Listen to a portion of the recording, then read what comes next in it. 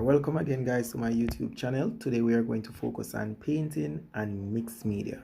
Now last week we went through painting and we focused on the different type of painting techniques, right? And we look at the sponging technique and also the wet and wet technique, right? And we use those two techniques to do the background of the paint of a landscape painting, the midground and the foreground.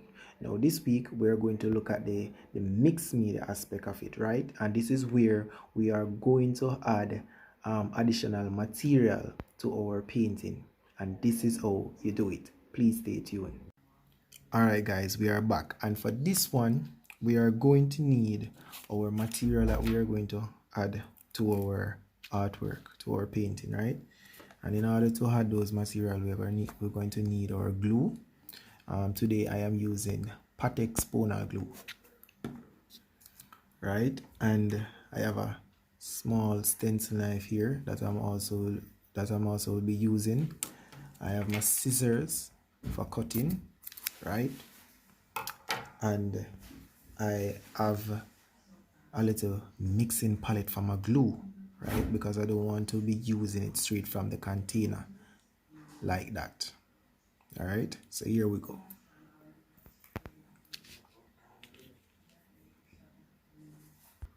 Now when you're creating your painting, you can simply add the glue to the surface just like this.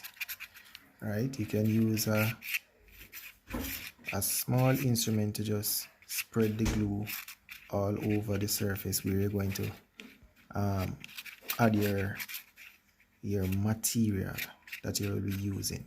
And I want you to bear this in mind, student, that when you talk about painting and mixed media, it doesn't mean that you definitely have to add additional material. It also means that mixed media art refers to a visual art form that combines a variety of media in a single artwork. All right, let's say for example, if you draw with ink, then paint over it with watercolor, then add some highlights in colored pencil, that is a form of mixed media art.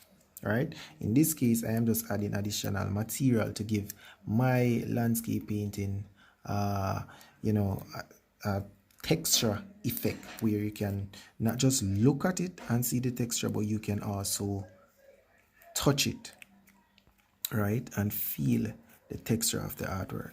Now here I am adding cardboard for my roofing, right? And just like that, I have a roof.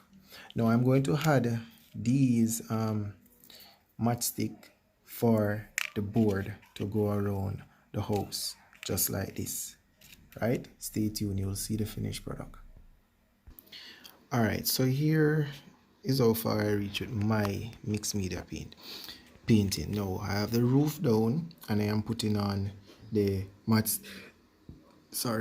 putting on the matchstick for the housing now, right? Afterwards I am going to do the foreground of the landscaping, where I would paint in the yard and how it's supposed to look. I will paint in the tree here and you'll see all of that. So stay tuned guys. Today we look at mixed media painting. I had my other additional material to my painting, so coming next week you'll see more of what I am actually doing. Thank you for tuning in today, and I hope you have learned something.